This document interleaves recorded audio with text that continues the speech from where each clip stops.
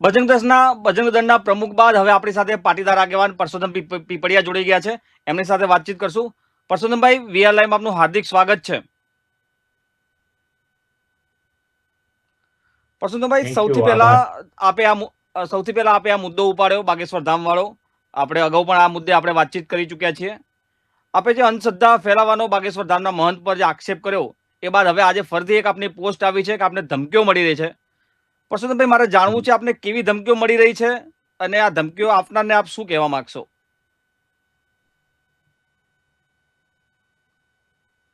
ધમકીઓ સોશિયલ મીડિયામાં મોજૂદ છે.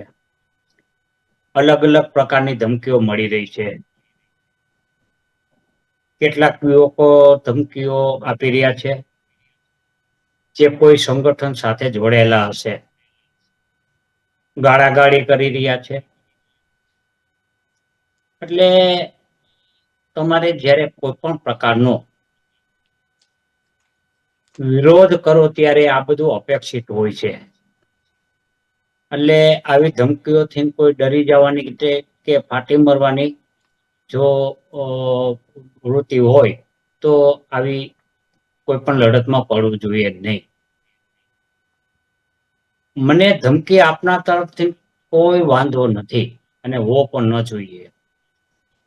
એ પોતે પોતાનો પક્ષ કહે તો વધુ સારું હતું, પરંતુ અહીંયા ધમકી આપનારાઓને દોષિત ગણવા કરતા એનામાં ધર્માંધપણું અને જે ઉગ્રતા નું સિંચન કરવામાં આવેલું છે, એવી વિચારધારા જે છે, આ એનું પરિણામ છે. એટલે દોષિત એ વિચારધારાને આપણે ગણી શકીએ. ધર્મજનોની કે ધર્માંધ બનાવવા એ કોઈ વિચારધારાની આ ઉપજ છે. એટલે આપણે યુવાનોને શું હજી પરિપક્વતાની ઉંમરે જઈ રહ્યા છે. હજી તેમનામાં એટલી પરિપક્વતા ન હોય જેટલી સિનિયર વ્યક્તિમાં હોય.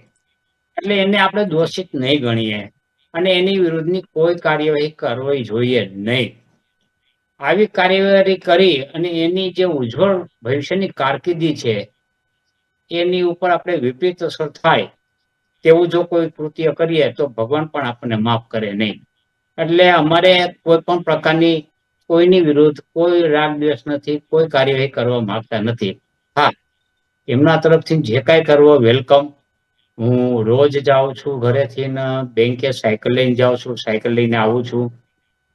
મારું બધું જ મારા સોશિયલ મીડિયા ઉપર તમામ પ્રકારના મારા સરનામા, મારી બધી પ્રવૃત્તિઓ પણ ઓપન છે.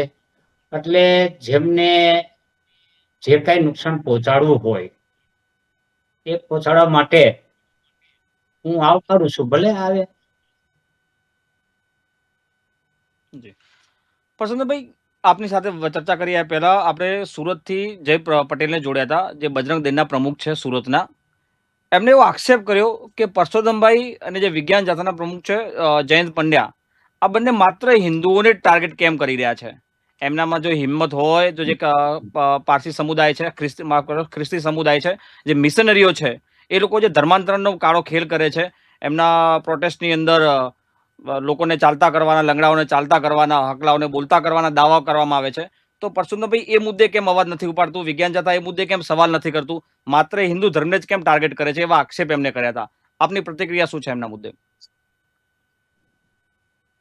મારું કાર્ય મારા ધર્મમાં જે કાંઈ દૂષણો હોય એના વિશે બોલવાનું છે. અન્ય ધર્મમાં ટાંગ અડાડવાનું મારું કાર્ય નથી. એ માટે જયભાઈ જેવા વ્યક્તિઓ સક્ષમ છે ને મોજૂદ છે.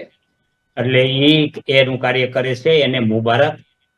હું કોઈના ધર્મમાં ક્યાંય આડખીલી થવા માંગતો નથી. મારો મત છે. મારે મારા ધર્મના જે કાંઈ પ્રશ્ન હોય એની જ ચર્ચા કરવી જોઈએ.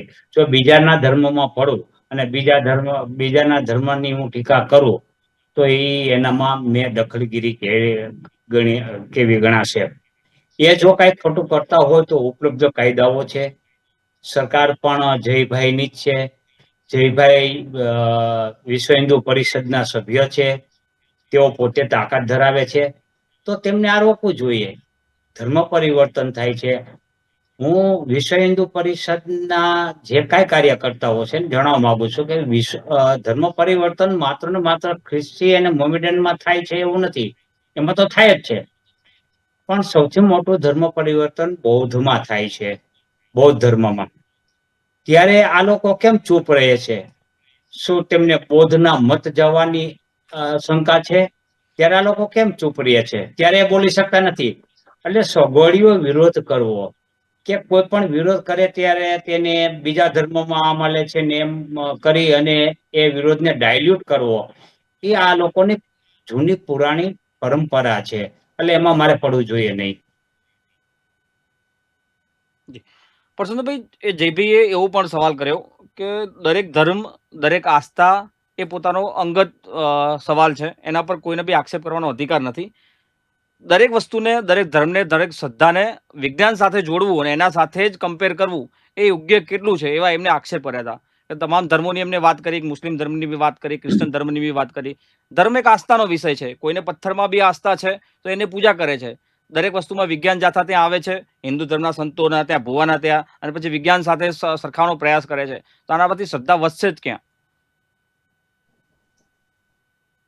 જયદેવસિંહજી, મેં ક્યારેય ધર્મનો કુપ્રચાર કરેલ નથી.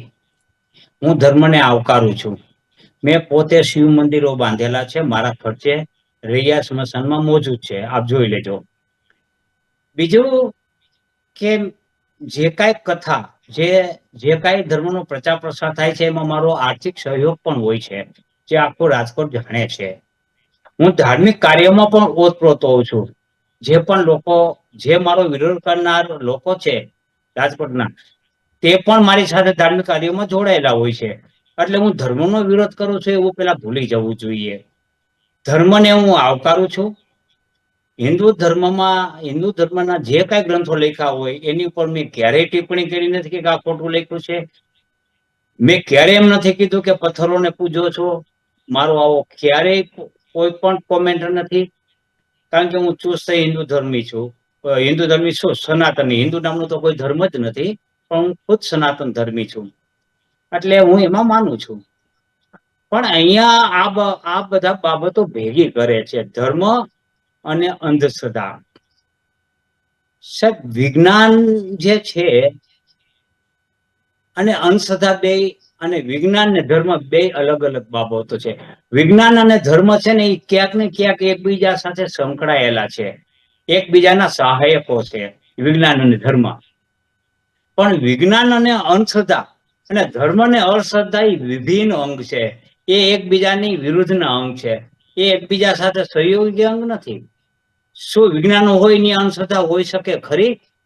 શું ધર્મ હોય ની અંધશ્રદ્ધા હોઈ શકે ખરી? અહીંયા અમારો વિરોધ માત્ર અંધશ્રદ્ધા પાઠનો જ છે. ધીરેન્દ્ર શાસ્ત્રીજી હનુમાન ચરિત્ર કે હનુમાન કથા કહેવા આવે એ વેલકમ છે, અને એ કહેવું જોઈએ ને ધર્મનો પ્રચાર પ્રસાર થવો જોઈએ.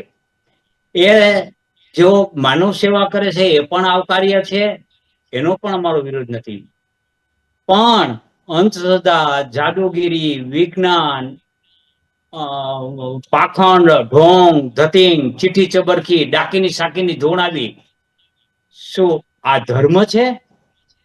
આ ધર્મમાં ક્યાંય લખેલું છે? 18 પુરાણમાં કે ડાકીની સાકીની ધોરણનું લખાયું હોય તો મને બતાવે, હું વિરોધ નહીં કરું. આ આપણી આવનારી પેઢીને આપણે 12મી સદીમાં લઈ જવાના છે કે 21મી સદીમાં? આપણે એઆઈ ટેકનોલોજી તરફ લઈ જવા છે, આધુનિકતા તરફ લઈ જવા છે, કે આપણે પાછળ જવું છે?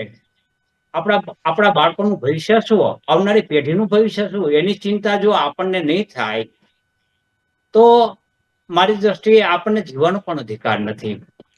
એટલે આ બધું જ્યારે આ બધું ભેગું કરીને પીરસવામાં આવે છે, અને આ બધાને અલગ અલગ ની બદલે બધો ખીચડો કરી અને એક માહોલ ઉભો કરવામાં આવે છે કે અમે ધર્મનો કુપ્રચાર કરીએ છીએ. જરાય નહીં. અમે ધર્મ સાથે છીએ. અમે તો આ જે પાખંડો એનો વિરોધ કરી છે, અંધશ્રદ્ધા એનો વિરોધ કરી છે. શું ડોક્ટરો ભણે છે? હું એમ કહું છું બધા એક પાખંડીને રાખી દો, બધા સ્ટેટમાં નિમણૂક આપી દો અને એ બધા રોગો મટાડે. ડોક્ટરોની જરૂર શું છે? આટલો બધો ખર્ચો કરવાની જરૂર શું છે? તમે આ લોકોની નિમણૂક કરાવો, સરકાર નિમણૂક કરે એની, અને બધાને એક એક આપણે મેડિકલ કોલેજો ખોલવાની જરૂર શું છે? જ્યારે આપણી પાસે આવા સક્ષમ ધર્મ ધુરંધરો હોય તો. એટલે આ બધું મારી દ્રષ્ટિએ યોગ્ય નથી. પ્રશાંતભાઈ, રાજકોટના જ એક બેનનો વિડીયો વાયરલ થયો હતો. આપણે જ્યારે પોસ્ટ કરી ફેસબુક પર, આપણે વિરોધ કર્યો ત્યારે રાજકોટ એક બેનનો વિડીયો વાયરલ થયો હતો. એમને એવું કીધું, બાબા બાગેશ્વરના આશીર્વાદથી જ મને આ બીમારી મટી છે અને સૌથી વધારે લાભ બાબા બાગેશ્વર ધામના મહંતના આશીર્વાદથી જ થયો છે. હજારો લોકોની આવી શ્રદ્ધા છે, હજારો લોકોના કામ થયા છે. એવા દાવો બી એ લોકો જાતે કરે છે. બાબા બાગેશ્વર તો નથી કરતા, પણ જે ભક્તો છે, એમના અનુયાયીઓ છે, એ જ કરે છે કે બાબા બાગેશ્વરના આશીર્વાદથી એમને આ રોગ મટ્યો છે. લોકોની શ્રદ્ધા છે, તો પછી આપ જે સવાલ કરો છો એ કેટલો યોગ્ય છે લોકોની શ્રદ્ધા ઉપર? આ પહેલા આવા અનેક બાબાઓ આવી ગયા, આપને ખબર છે. જેમ કહેતા જાઓ મરચું ખાઓ મટી જશે, જાઓ જાંબુ ખાઓ, શું સવારે પૂજા કરો, દીવો કરો, ફલમ કરો, એવું કરી અને દરબારો ભરતા લાખો રૂપિયા લૂંટી ગયા છે. અને તે લોકોને અંધશ્રદ્ધામાં ભોળવા ત્યારે પણ બધા એમના જે ભક્તો હતા તે આવો જ પ્રચાર કરતા અને ફેબ્રિકેટેડ લોકોને ઉભો રાખી અને પોતાના પક્ષ રજૂ કરાવતા અને એકદમ લાગણીભર્યું વાતાવરણ ઉભું કરી અને ભરમાવતા. આપ જાણો છો ક્યાં ઈ બાબા અત્યારે ક્યાં છે? કોઈ હતો પતો નથી. આસારામના એટલા ભક્ત હતા. આસારામ એ છે ઈ ચરિત્ર અંગે શિક્ષણ આપતા, એ મહિલાઓના ઉત્થાન માટે કામ કરતા. એ અત્યારે ક્યાં છે? રામ રહીમ જોવો. એટલે આપણે જેને આશા અને શ્રદ્ધા હતી જેનામાં, એ લોકોએ તો આ શ્રદ્ધાળુઓ સાથે ઘોર અન્યાય કર્યો છે અને એને છેતરા છે. અને છતાંય આપણે હવે એ છેતરવાનું કેટલીક સદી ચાલુ રાખી શકશો? આપણે સદીઓથી છેતરાયા છીએ. અને જ્યારે આવો વિરોધ થાય છે ત્યારે આવા લોકો છે એ ઉપસી આવે છે અને ખોટી વાતો કરે છે. એટલે મારી દ્રષ્ટિએ અત્યારે કોઈ પણ માહોલ ઉભો કરવો એ મોટી વાત નથી. હું મારા 2 ટેકેદાર લઈને હું મારો માહોલ ઉભો કરી શકું. એમ આ લોકો એનો માહોલ ફેબ્રિકેટેડ બધું થાય છે. આ બધો ધર્મમાં આવા ધતિંગો જે થાય છે ને, હમણાં ફેબ્રિકેટેડ હોય છે એના ભક્તો પણ. આ બાબા રામદેવ છે એ પણ દવા દેતા, કેન્સર, પોતાને હૃદયના બીમારી થઈ એને હોસ્પિટલમાં દાખલ થવું પડ્યું તો એને તો દવાખાના ખોલ્યા હતા, કારણ કે ડોક્ટર નહોતા. તેમ છતાં ડોક્ટરી કરતા અને એને હાઠીકડા બધાને બટકાવી રાખ્યા. હાઠીકડા એટલે કે દેશી ઓહળિયાઓ જેને એ ગણે છે એ. અને કેટલાયની કિડની સાફ થઈ ગઈ, કારણ કે એને કઈ એનાથી બેટા નહીં. જ્યારે બાબા રામદેવ વૈજ્ઞાનિક ઢબે જ્યારે મેડિકલ કોલેજો થઈ રહી છે, આટલું રિસર્ચ થયું છે અને એક તમને કહું, એક હાંધાના ડોક્ટર અલગ અલગ થયા છે, આમ સ્પેશિયલાઇઝ કર્યું છે, ત્યારે આવા લોકોને સ્થાન હોય ખરું? એ કોઈ વૈદ્યનું ભણ્યા નથી, નકરે આપણે સ્વીકારી કે એ વૈદ્યરાજ છે. તો આપણે સ્વીકારી કે આપણી વૈદિક પરંપરાગત આપણું જે ચરક સંહિતા છે કે માધવ નિદાન છે એના અનુસાર કાર્ય કરે છે. આ તો બાબા છે અને એને જે બોટલો જે કઈ આપ્યું બધાએ લીધી, પણ ક્યાં પરિણામ?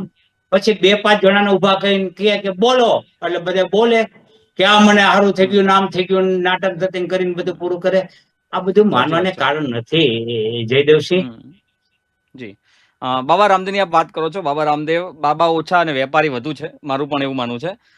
પરસોત્તમભાઈ, સોશિયલ મીડિયા પર જ્યારે હું આના વિશે R&D કરી રહ્યો હતો, આપની પ્રતિક્રિયા જે આપની ફેસબુક પોસ્ટ હતી, પછી હું જોઈ રહ્યો હતો સોશિયલ મીડિયામાં લોકો કેવો રિસ્પોન્સ આપી રહ્યા છે. ઘણા બધા લોકો એવી કોમેન્ટ કરી છે કે પરસોત્તમભાઈ અને જયંત પટનિયા, વિજ્ઞાન જાથાવાળા, આ બંને મીડિયા અટેન્શન મેળવવા માટે આવા દાવાઓ કરી રહ્યા છે અને હિન્દુ ધર્મને ટાર્ગેટ કરી રહ્યા છે, બાગેશ્વર ધામને. આપની પ્રતિક્રિયા શું છે આ તમામ જે સોશિયલ મીડિયા જીવો છે જે આ લોકો આપને ટાર્ગેટ કરે છે અને આપને વિરુદ્ધ પ્રતિક્રિયા આપે છે એને લઈને? જો જ્યારે તમે કોઈ પણ પ્રકારનું તમે વિરોધ કરો ત્યારે આ બધી બાબતો આવી સ્વાભાવિક છે. આમાં ગાળોય આવે, ધમકીઓય આવે અને આવી બાબતો ઉજાગર કરી અને વિરોધ ન કરે તેના માટે અહોપ પ્રયત્ન કરતા હોય છે. મેં ક્યારેય મીડિયા સમક્ષ જઈને એમ કીધું નથી કે મારું આ નિવેદન લ્યો. આપની પાસે ક્યારેય આવ્યો છો? સાચી વાત છે. મીડિયા મારી પાસે કોઈ ખુલાસો માંગે છે, હું મારી પોસ્ટ કરું છું. મેં મીડિયાને કોઈ નિવેદન આપ્યું નથી. હું મારી પોસ્ટ કરું છું અને મીડિયાને એમ લાગે છે કે આમાં વ્યાજબીપણું છે, ત્યારે એ મારી પાસે જ્યારે આવે છે ત્યારે હું એને જે કંઈક પ્રશ્ન સવાલો કરે છે એનો હું સંતોષકારક ઉત્તર આપું છે, જે મારી ફરજ છે. બરાબર? હું ક્યાં એવો કોઈ પ્રચાર પ્રસારનો મને અભરખો છે? કોઈ પ્રચાર પ્રસારનો અભરખો નથી. હું 67 વર્ષની ઉંમરનો છું. હું તો કુદરત સાથે જીવવા વાળો માણસ છું. હું વર્ષમાં 3 વખત કાશ્મીર વહી જાઉં છું ભાઈ, અને હું એ મોજ કરું છું કુદરત સાથે. આ લપમાં મને પડવાનું કોઈ પેલું નથી. પણ જ્યારે આપણને દુઃખ થાય કે હાવ નૈરું આ પાખંડ છે, ઢોંગ છે, ત્યારે આપણો ચૂપ બેસી રહેશે તો મારો આત્મા પણ મને માફ નહીં કરે. એટલા માટે હું બોલું છું. હું પ્રચાર ક્યારે કરું મારો કે મારે કોઈ રાજકીય પદ મેળવવું હોય, મારે કોઈ રાજકીય પદ મેળવવું નથી, મારે કોઈ નોકરી મેળવવાની નથી. હું રિટાયર્ડ ઉંમરે છું, મારા 67 વર્ષ થયા. હવે તો ભગવાનનું ભજન કરીને જવાનો સમય છે ભાઈ. મારે ક્યાં કઈ મેળવીને કઈ કમાણી કરી લેવાની છે કે એવું છે.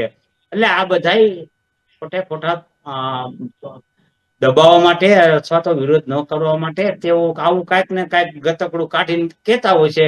એને મુબારક. હા, એની પણ સ્વતંત્ર પોતાનો પક્ષ રાખવાનો અધિકાર છે, એને રાખ્યો હશે કે હું આમ કરું છું. મેં મારો ખુલાસો આપ્યો.